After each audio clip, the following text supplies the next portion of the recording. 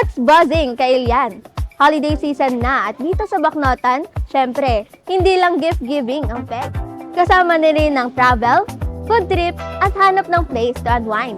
Nga pala, I'm Paula at today, sasamahan namin kayo para sa isang holiday travel tour. Ano pang hinihintay nyo? Ikwentong Baknotan na yan! Kung pahinga at inner peace ang hanap mo ngayong holiday season, this is the right place not only for you, but also for your family and friends. Saan ka ba? Kaya halina rito sa Costa Sueño!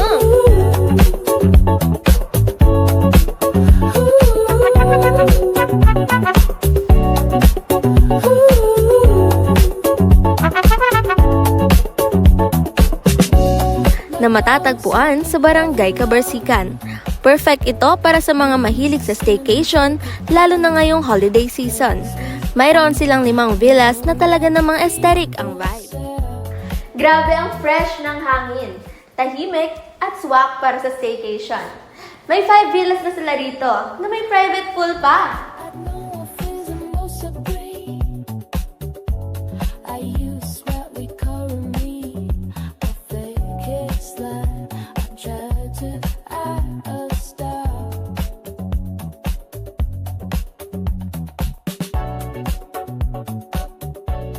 The very distinct features that we have is each villa has their own private pool. So our guests enjoy the privacy of having their own private space and their own pool. And then second is that we have our function hall that can cater up to 100 to 120 people. We have been accommodating team buildings, conferences, seminars, special events like weddings, birthdays, Christmas parties so far. I wish prosperity and good health for everybody, and come and enjoy Costa Sueño. We have lunch, dinner available for anybody who would want to come and try to taste the good food of Costa Sueño.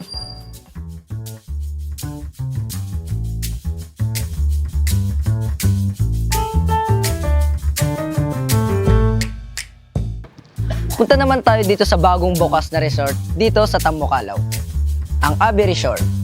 Swak na swak ito para sa mga mahihilig sa romantic, peaceful, at aesthetic na Pasko.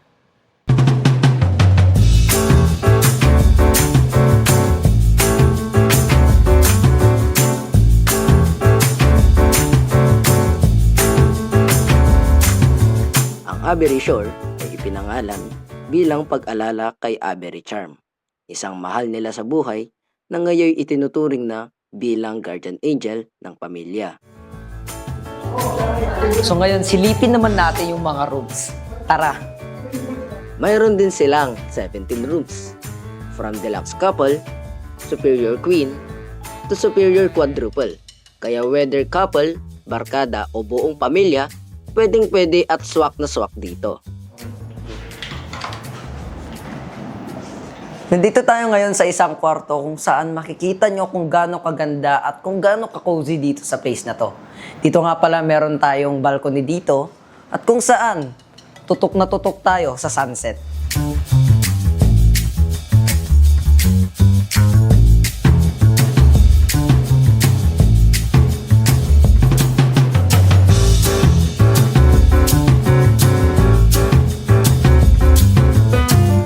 May net cafe rin sila para sa coffee moments at kwentuhan.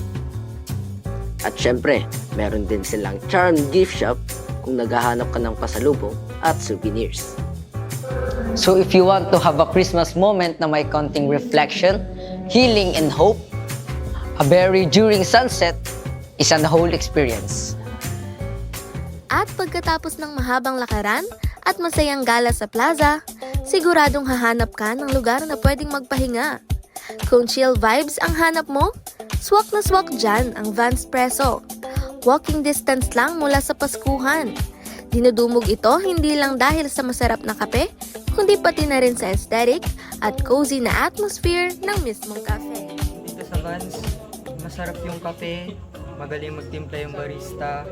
Malapit lang siya sa market, so mapupuntahan nyo lang. Tapos comfy naman yung place, cozy yung vibe. Siyempre, hindi mawawala sa listahan ang pinakamadaling puntahan. Kailian, ang ating Paskuhan Village. Dito, tampok ang sweet as honey na mga dekorasyon at makukulay na pailaw. Siguradong mapapasaya sa bawat bisita at lalo pa itong sumasaya dahil sa mga iba't ibang activities na hindi lang mapapasigaw ka sa tuwa, kundi makakabuo rin ito ng mga bagong core memories kasama ang pamilya o ang tropa. Feeling ko nung sumakay ako ng frisbee, sobrang saya kasi first time ko sumakay nito. Bago ako sumakay is nakakatakot and alam ko naman sa sarili ko na minsan ako ay takot sa mga rides. Pero syempre, face your fears and nung sinakay ko na is masaya naman na. So parang nawala ang takot ko. May holiday escape spot dito para sa lahat. Whether coffee lover ka, sunset chaser, aesthetic baby, o gusto mo lang mag-chill at mag-reflect. Kaya remember, Kailian, holidays is not just about the gifts that we get, it's about where we rest and who we celebrate with. Kaya halina kayo rito sa Baknotan at sabay-sabay nating damhin ang holiday season. Ako ang inyong Kailian, Paula Garcia, at ito ang Kwentong Baknotan.